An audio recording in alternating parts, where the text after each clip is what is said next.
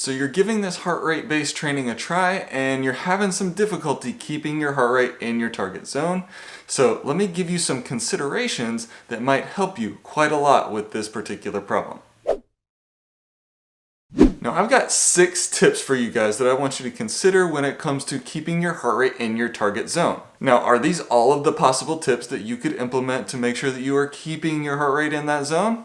Of course not. But these are some big ones that I think if you are paying attention to them, that you will be able to go a long way with heart rate based training. And of course, when I'm talking about heart rate based training, I'm talking about keeping your heart rate in a specific zone so that you are working on your aerobic conditioning. For me, I use MAF method. I use maximum aerobic function.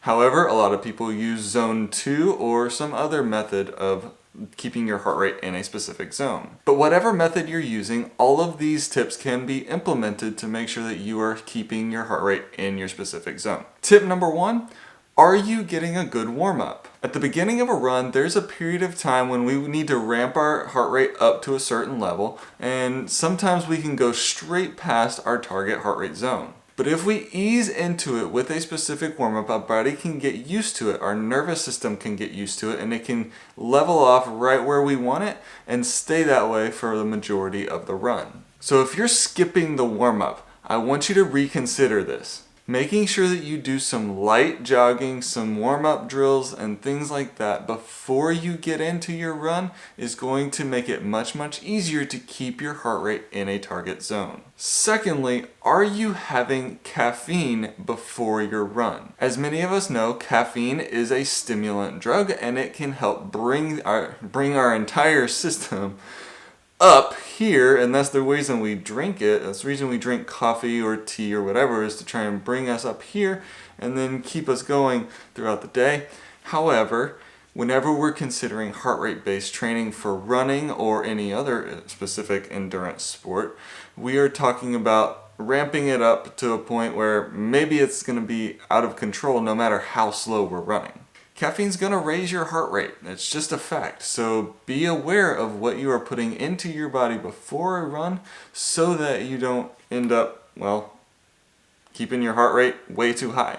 Number 3 is hydration. You want to make sure that your blood volume is up high enough so that whenever you're pumping, your heart has something to pump.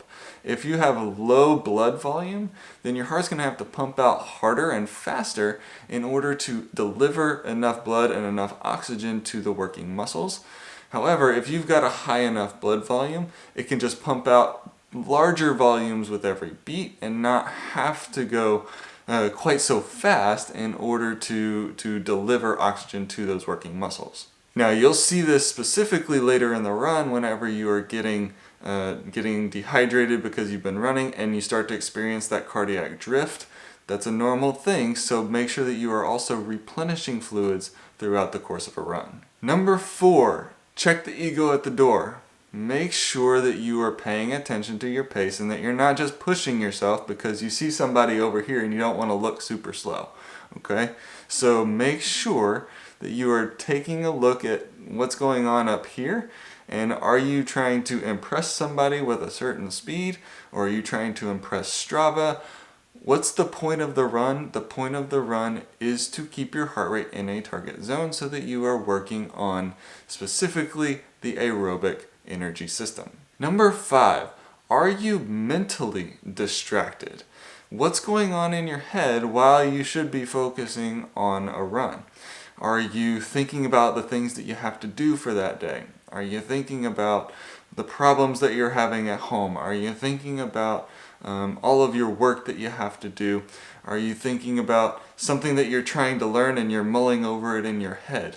There's a lot of things that can be mentally distracting for us that can consume energy and make our heart rate increase. So when you're out on a run, you want to try and check all of those things at the door if possible.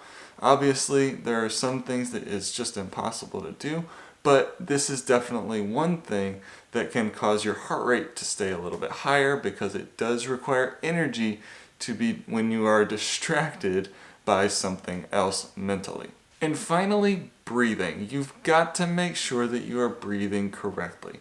when we're running as slow as we are, you shouldn't have to breathe really heavy. You shouldn't have to breathe really fast. You should be able to do it really, really controlled, because in all reality, you should be able to have a conversation while running at these particular paces. So you want to make sure that you are breathing nice and slow in, nice and slow out. Everything is under control. You're breathing deep into your diaphragm, and you're not just doing it all here through your chest, okay? So make sure that you are doing this and keeping a nice, easy, slow breathing rhythm so that it keeps our autonomic nervous system down as well. And that way, our heart rate will stay down if we can keep our breathing under control.